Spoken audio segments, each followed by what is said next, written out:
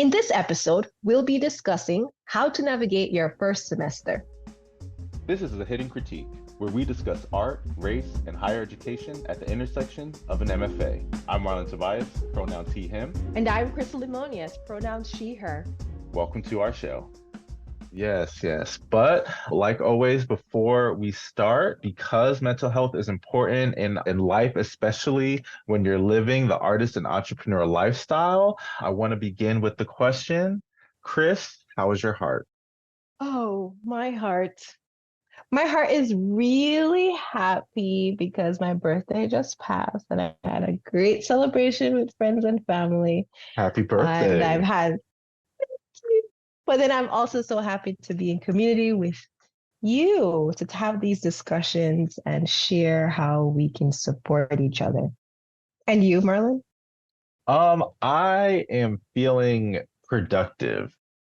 I am at a point now in my relocation where things are starting to manifest and things are starting to come my way and opportunities, building a social circle here, an art social circle here, which is very important. I mean, just to give a little context, I was born and raised on the East Coast. In New York is where I was born and raised. Florida is where I spent my adulthood up until this point. So all of my resources are kind of concentrated there. So coming here was very much kind of like a rebuild. So to finally start to see some planted seeds take root and sprout up a little bit, it's starting to affirm my productivity that I have been putting in to get to this point and going forward, and definitely excited to see where it goes from there. I'm so proud of you, Marlon. Oh, thank you. That was I need to hear that. I needed to hear that. But that's also just a part of like our community, right? Like we need to Yeah. constantly be affirming each other and reminding each other that even a little bit of work will go a long way. So I love Hmm. that. Thank you. Thank you. I feel poured You are into. very welcome. You are very welcome. All right. So now we are in episode 4, and now it's time to really start talking about life as an MFA student, right? So you've done the research, you've applied to your schools of choice, and you've done the proper negotiating, and now you are about to embark on your first semester as an MFA student. Yes. I think we want to preface a bit about what we share in these episodes are often a lot of data experience that could be thought of as discouraging. It's a lot of information. It's a hard road ahead in some ways, academically, and also being in a space where you are possibly going to be a minority. And we want to let our listeners know that you can do this. You can There do is this. opportunity here. You really can do this. And if you've made this choice, you're at this point where this is your first semester, this conversation is really just to add to your tool belt that you are that much more successful than we know you already can be. Definitely. It's like steering a ship, and it's also giving you control over your academic experience and empowering you as a student to take full autonomy of who you are as an artist. You don't want to you don't want to let go of that. You want to gain all of the knowledge that you can, but you also want to be authentic to your work, and that's something that needs to continuously like shine through. So yeah, this is all about making sure that you have, like you said, all the tools necessary to be successful. Absolutely, Marlon.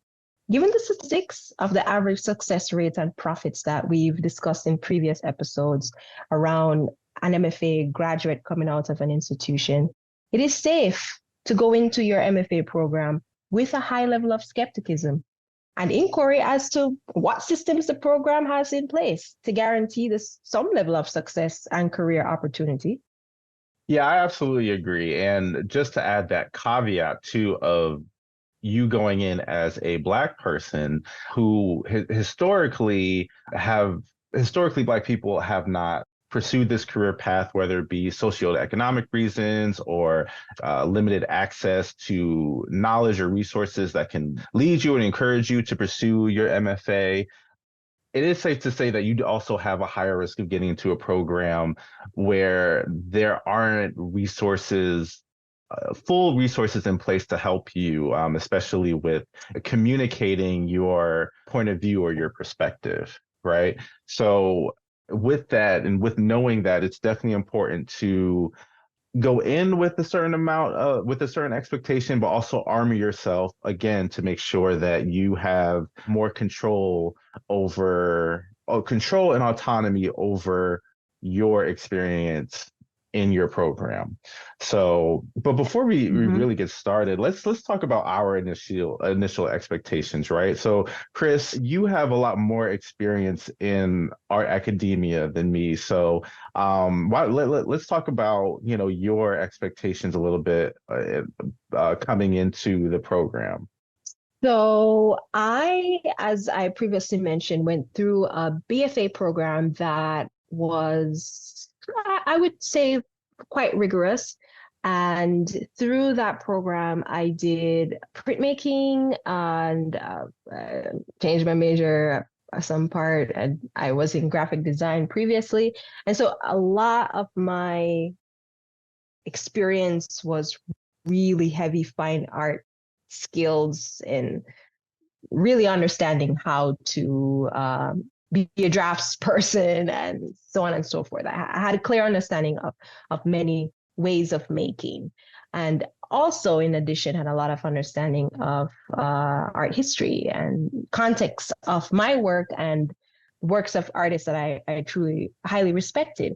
And so going into grad school, my goal was to network, build a network of other artists that were my colleagues, but then extended to the faculty that I could learn from and build connection through who had careers that could help establish mine. And then also build a stronger contemporary art history foundation for myself, centered around artists of color, specifically Black, probably immigrants as well, because I'm a Jamaican immigrant, to primarily propel my career as a working artist and educator, specifically with interest in higher education. So that was my main goal. And you, Marlon? Yeah, I would agree on the networking piece. That was definitely a primary goal of mine. I went for my undergrad in graphic design as a way to, I was going in thinking of creativity or artistry in a sense of what that probably looks like in the 21st century. So when I, finally claimed to myself that I'm a fine artist, I'm a drawer, I'm a painter, I like getting my hands dirty, I'm very textile in my practice. I also realized that I didn't center my community around that. So going into grad school was definitely about networking and finding and building a community of fellow formal artists, what that Mm-hmm. looks like in the contemporary art world, or really just discovering what the contemporary art world was. And in a Mm-hmm. lot of ways, I knew that it was important for me to get access into that. And as far as my expectations, I also knew that I was going back into a space that was back into an academic space, rather, that was predominantly white or not of mine. So growing up, I went to predominantly white, schools. I was in a predominantly white community. And then I went to a Mm-hmm. historically Black college where a lot of the structures were put in place to ensure my confidence as a Black individual. And I knew Mm-hmm. that coming into this space, I would again, be faced with those biases. But at the end of it, my initial goal was to build my community and be around people that could also connect me with more people in the art world to make a sustainable career. As you mentioned that, I think about that I was coming from a community of artists, working artists that I had strong ties to. And so some of the goals that you mentioned, I underestimated how useful that was in preparing me as to what did I need in grad school to build a career. Gotcha. Definitely. So safe to say that we both went in with the expectation of we are trying to get resources, not necessarily to enhance our craft, because we both knew that we were artists, right? And we both knew that to a very large degree, we were good at what we did. But now it's just about how, like, finding the people and the spaces to insert ourselves in in the art industry as fine artists and really kind of make some, like, start to carve our way out of there. And I think that's definitely an important piece, talking about like building community. So that is something that I would say would definitely encourage. One of the first things that you do as an MFA student is to really start to build meaningful connections with the people in the program, but also the local art community that possibly surrounds the institution, right? Absolutely. And I would also even suggest connecting with other grad students in other programs across the country. I think that could be pivotal in your success and could mean you establishing understanding of yourself as an artist that is not just regional, but also national. Now that's something really awesome, because that's something that you did a lot that I didn't even think to possibly do. So like you definitely had like took that and expanded it, like took the concept of building community and expanded it and really thought about what an MFA looks like, where these other people are. And I think that was also really pivotal given the fact that how we were set up, right? Because we came from, our cohort was a class of 8, and then I think the cohort, or the second year cohort, was about 16, and then the third year I think it was about 8 or 10. But essentially we were the only 2 Black students, and we were not the only 2 Black students in our first year, but throughout our entire 3-year program we were the only Black students. And I think that is great that, well, we first, we definitely realized that very quickly, right? I remember us kind of at one of the, social functions, we found ourselves in the corner and we were like, well, we all we got. But Yes, we did. But it's amazing that you took that realization and you reached out to other Black MFA students in the state and in the country. So I would definitely love to hear like what made you do that. Yeah, I think it stemmed from not liking being a minority. I I just don't believe that in a place like Florida, where especially where our school was, that was had so many people of color, so many Black residents, had so little attendance or representation in our MFA department that I mean, I wanted to know what others that were at my stage in their career was doing and have this opportunity for exchange. And as I started showing in my second semester, I would meet other grad students and would talk to them and then ask them about their friends and talk to them too.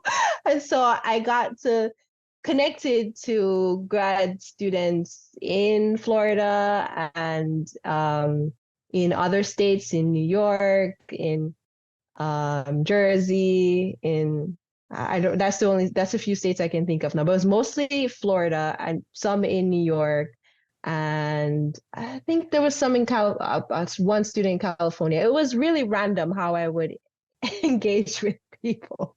But yeah, I would just send an email like, hey, saw your work, like your work. And Instagram, of course, inbox them like, hey, saw your work, loved it. Would love to have a virtual studio visit with you and share what we're currently doing. And I think that was a really great way to connect with someone in a meaningful way, taking it not just from liking a post or sending a message on Instagram, but then to an actual conversation where you're actually building a relationship that could lead to so much more. Yeah, I love that.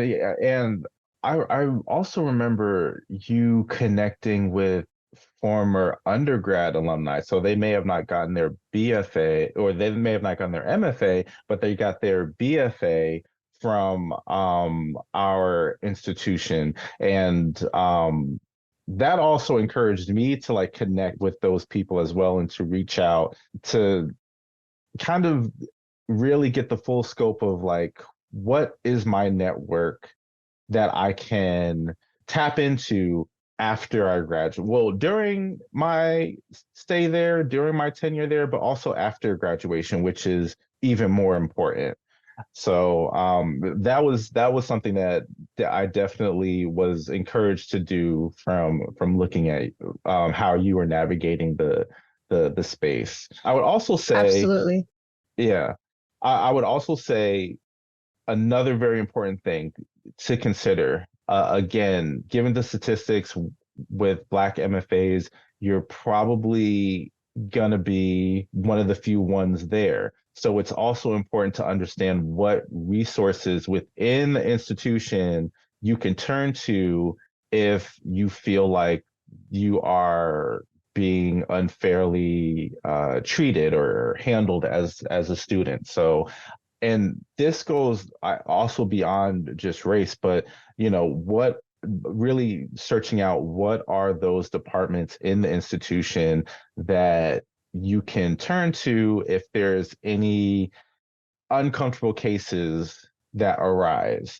So Mm-hmm. going to the school and looking up the contact information or even just the location of the Office of Compliance and Ethics, mainly for ADA situations. So if you are a student who has a disability and you need to report anything or you need to check how up to date, these facilities are, going to that office is, or knowing about that office at the bare minimum, their contact information, and seeing and talking to them and seeing how much they can help and assist you to be successful while there is important.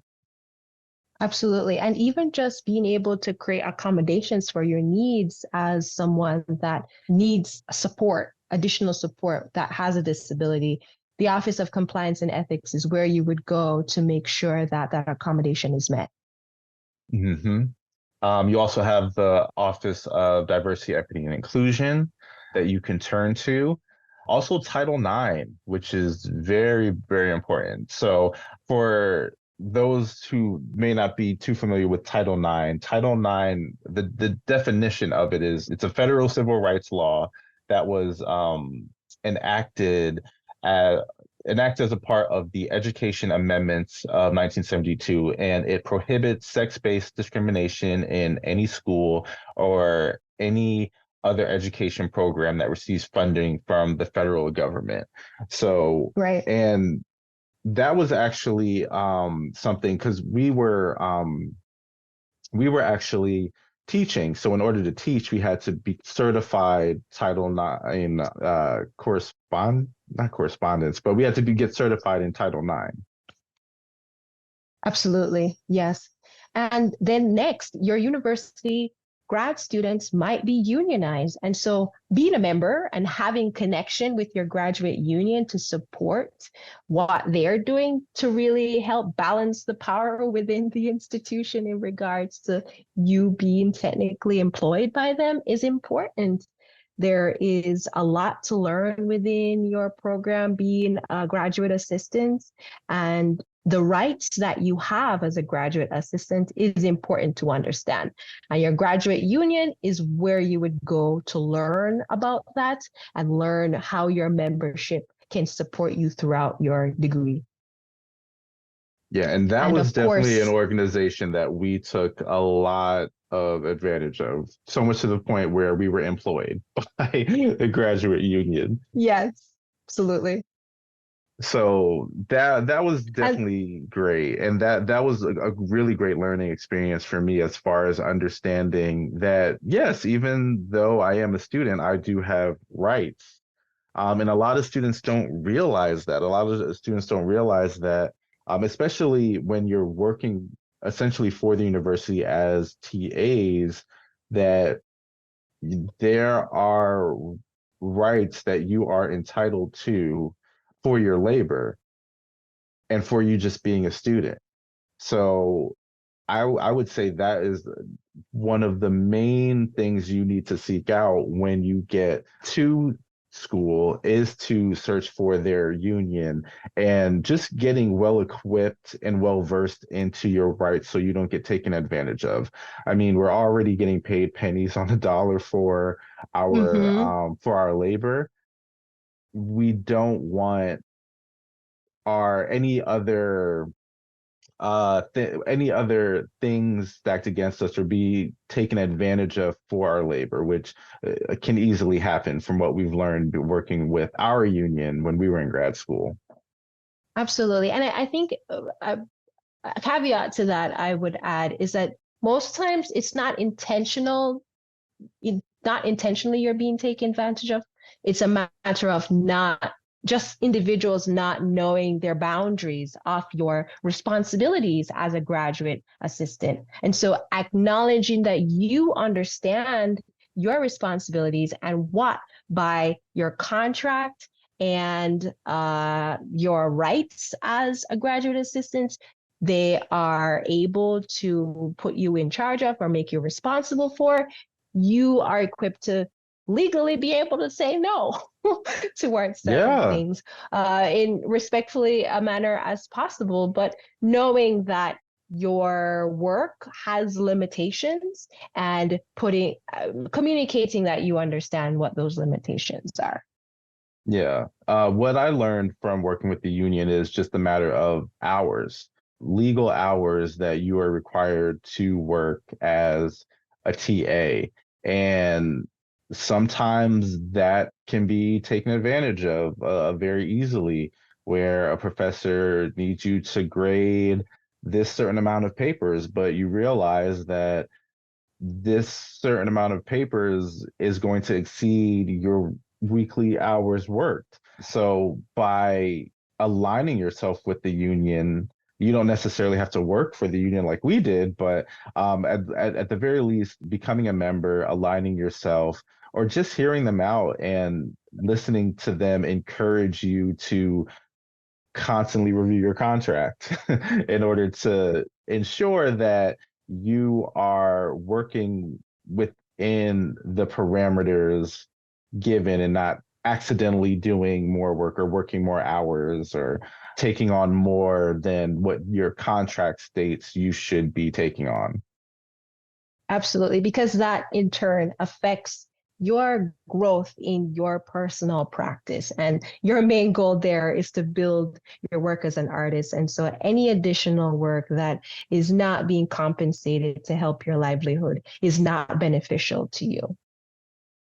Right, And, right. I would also add that the Office of Multicultural Affairs is a resource that one should not be slipping on. How about to you tell us a little bit about your experience with them, Marlon? I had a pretty good experience with the Office of Multicultural Affairs as far as opportunities to definitely show work. So and this just goes hand in hand with like building connections and networking and also just networking outside of your department, which in many cases, and this is for any graduate student, can be kind of difficult. After undergrad, it's very hard. After undergrad, and when you're pursuing your graduate degree, it's kind of very hard to venture outside the campus to see all the things that's going on because you're busy either studying or you're busy TAing. But luckily, my partner worked for the same institution that I was getting my graduate degree from. And through that, I was able to interact with other members of the university, one of which was the director of multicultural affairs. And it's interesting, that was a new role that they got. And one of their first initiatives was actually to create a Black student lounge ran by that office. So the director knew I was an artist and they wanted to furnish the space with art from Black artists. And I was one of the people that they turned to. So I was able to show, I think maybe like 3 or 4 paintings in that space. So because of that, I was able to put on my CV that I was a part of the inaugural exhibition for the Black Student Lounge. So it worked out as far as that being a space that is, I would say, a validated or a certifiable office within an institution that I was able to show work. And come to think of it, I was also able to show work in the Department of Women and Gender Studies. So I had Yes, tell known us about that. yeah, and this all happened actually in my 3rd year. So another associate of the university that I met through my partner, and we became really close friends, worked in the Office of Women and Gender Studies and told me that they were doing an exhibition, and I just happened to have a piece that centered around the themes of gender.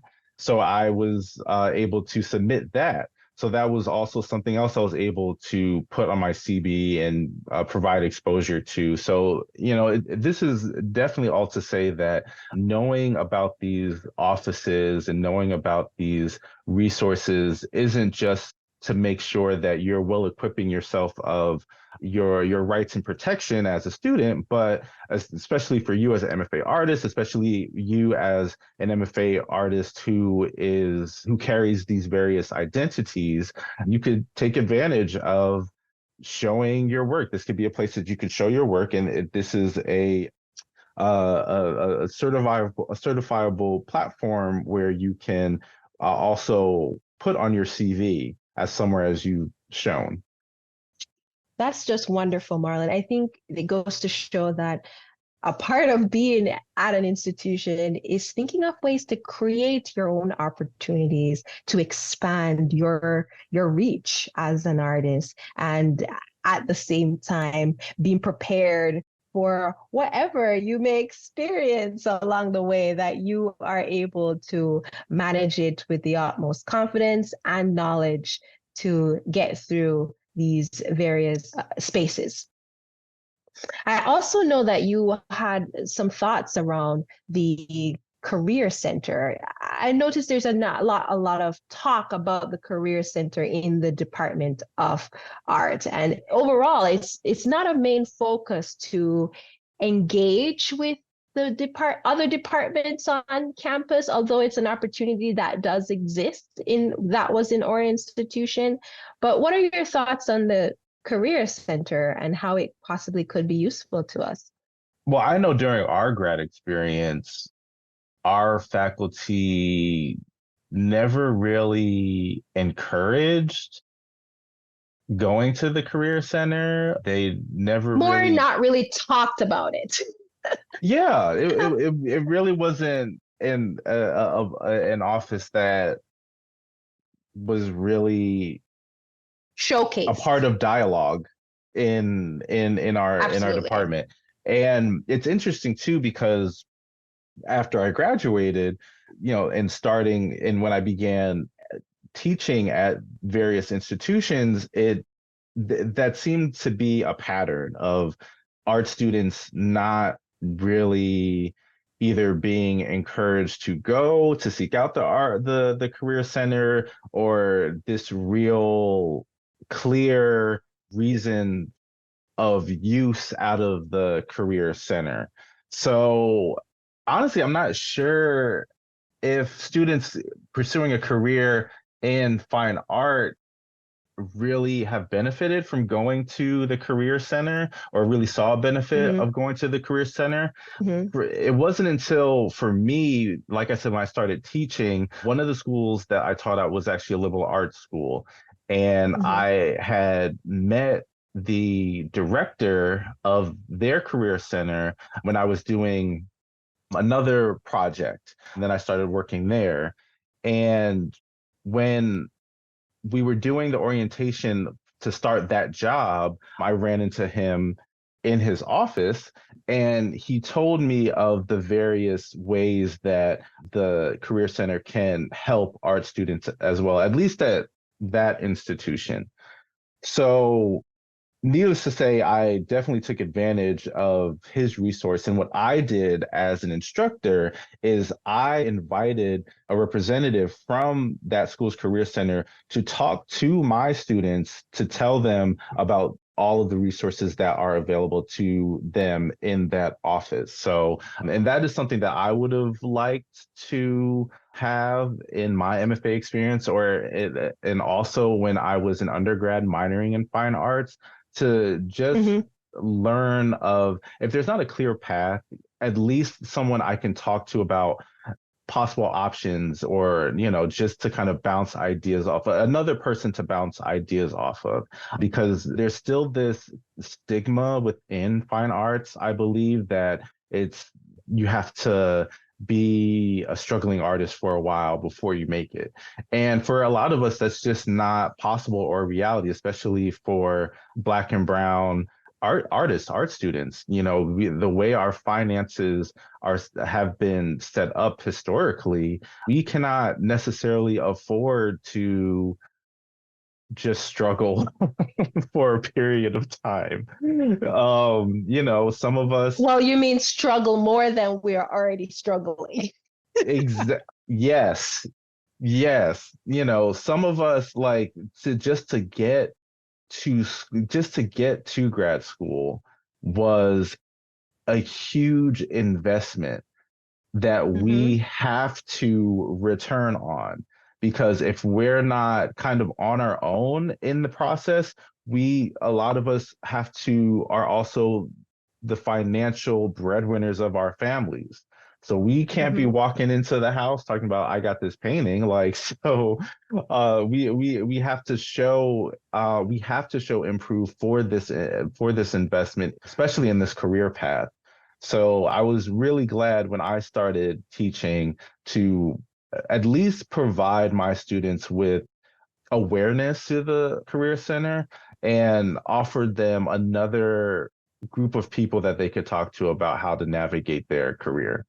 Absolutely. I think those are great points that you've shared, because there really isn't an active collaboration between art departments, at least from our experience, for me as well, both in undergrad and in grad school, with the art department as well as career services. So creating that for your students at the time sounds like a phenomenal step in the direction for them to see a way to make this career viable, but then also to just support their encouragement that they can do this, and they can possibly do more outside of undergrad going into a grad program. I believe that's where it starts.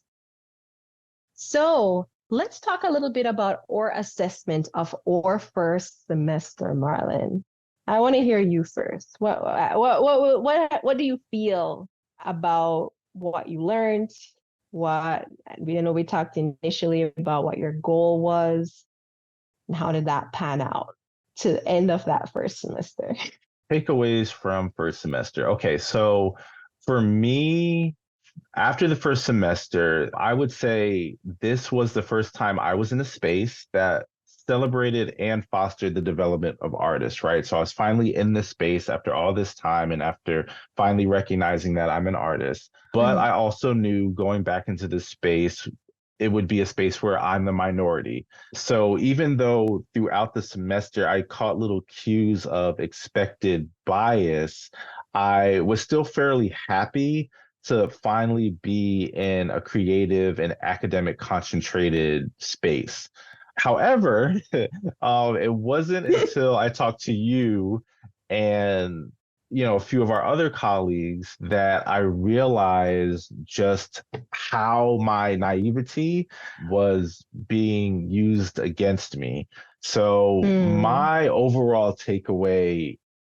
my immediate takeaway in grad school was that of fair satisfaction. But in mm, hindsight, looking at my first semester, there were definitely problem areas that I could have pushed back on. mm, mm. How about I think you? that's fair. It's fair to say. Yeah. Well, so I had a lot of raw emotion coming off my first semester. I think I was disappointed in ways, and it was very unpleasant in other ways. There's multiple things that were happening for me.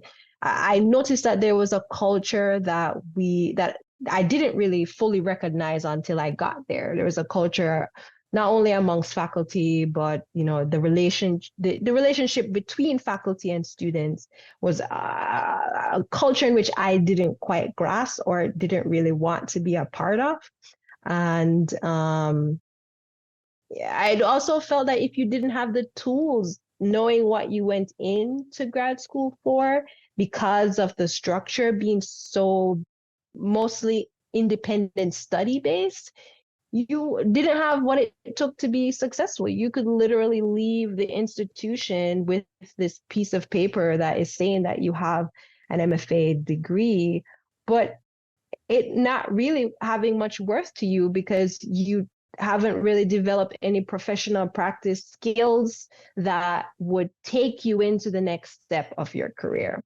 I also noticed that because a major component of our program, like I just mentioned, was independent study. So some students saw that the time that they had, they would invest it in idleness and, spent their time entangling themselves into all sorts of drama and power dynamics within students, the cohort that wasn't unnecessary. And instead of building a practice to really make their work what they wanted it to be, and build a language contextualizing their work. And I recognized early in the program that because of this structure of independent practice, independent study, it was your responsibility to learn how to build language to contextualize your work while learned having systems in place to make work that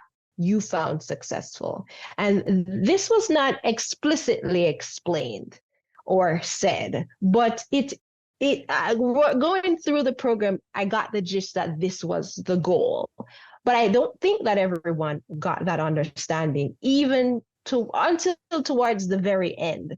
And so I feel that so many people did not really get to make the most of the time because of this lack of acknowledgement. Now, I don't even think that this particular situation is specific to this institution that we attended, but I think it's all over. It's all over that this exists. But coming to the university with so much expectations around what I would learn, grasp, develop, I realized very quickly that I needed to make my own curriculum. I needed to establish the structure and the stability that I would need after I left the school that was just not being provided for me. And so that was the most highest part of my disappointment in the program, but then realizing that it wasn't anything special to this particular institution, but it's something that is really across the nation. And why we have this constant discussion that is MFAs really worth it? This is a discussion in contemporary art. Now I get why that exists.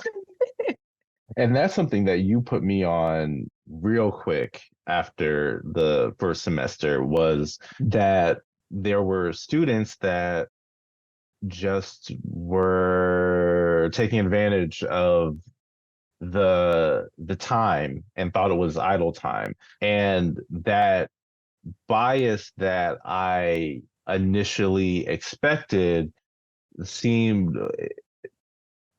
it seems susceptible to more inequity, right? Because we're talking about some students that came into the program fully funded and Well, didn't really have. We're all fully funded, but having additional scholarship to make their time even more affordable for them. Exactly. Yeah. So for Right. me, I went in, I only had a tuition waiver, so I wasn't funded. I Mm-hmm. was off of loans, and I'm at the time, I'm 34 now, so I was maybe 30, 31. Mm-hmm. So I was, a whole grown up. Mm-hmm. So I was really, that time for me was really a time for building something. And I was serious about my work. But what I found was that with that bias that turned into inequity, it almost seemed like there were points where maybe my work wasn't taken as seriously, or maybe I wasn't taken as seriously as the students who were, had these, full scholarships and had all, the red carpet laid out to them. And when looking at their work at the end of the semester and seeing that it wasn't as well thought out as I would have thought a full scholarship recipient would have been, or maybe they had opposition with the faculty or contention with the faculty. You can say they were, problem students. And then also, as far as socially, hearing the various incidents that happen Nonsense. socially. Yeah, uh really unnecessary. yeah, it really made me look at the whole it really made me look at the whole program and the people in it a little bit differently. And it really made me look Mm-hmm. at myself a lot differently as far as what I have to offer. And that's when I really started to see or investigate my value and my worth as an artist and as a student and as an art practitioner. And that is when I got a tad bit angry. Yeah.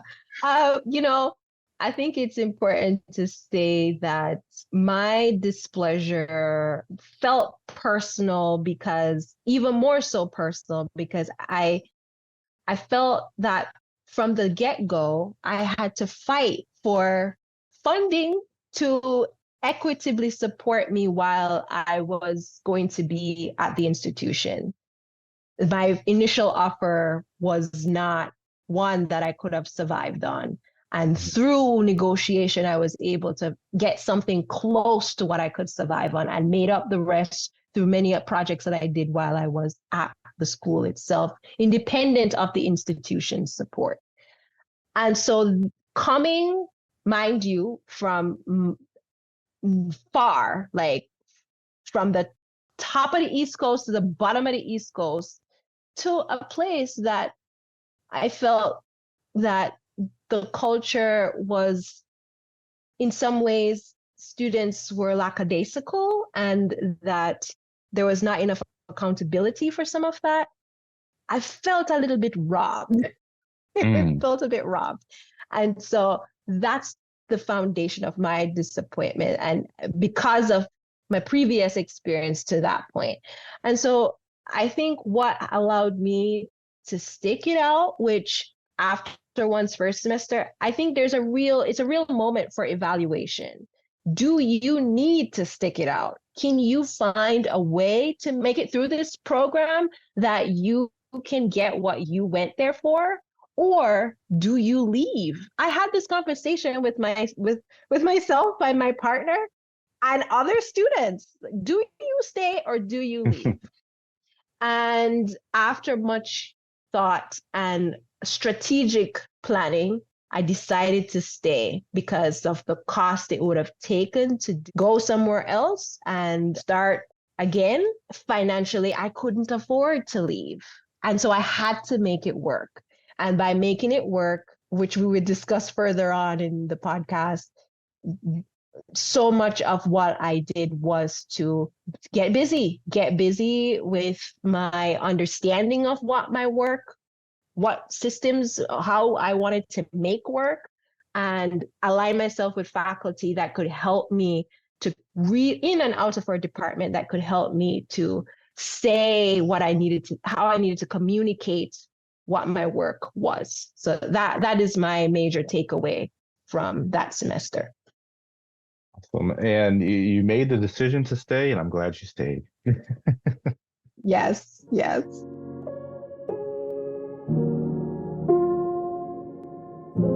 All right, so now we're at the point of the show where we want to hear from you, the listener. Join us on our Discord, the link found in our show description, to share your thoughts on these two questions. 1, what were your expectations coming into grad school? And 2, how were or weren't they met? Let us know.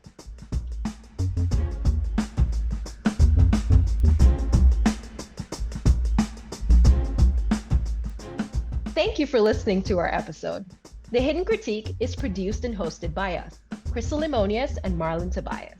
Episodes are edited by Kirsten Pettifor. Original music composed by Cesar Presa. If you like the show, you can review and rate this podcast via Spotify or Apple Podcasts. You can also like, subscribe, and comment on our YouTube page. For exclusive bonus content, subscribe to our Patreon at The Hidden Critique. Or join the Hidden Critiques Discord page to engage directly with us, the host, and build community with fellow listeners.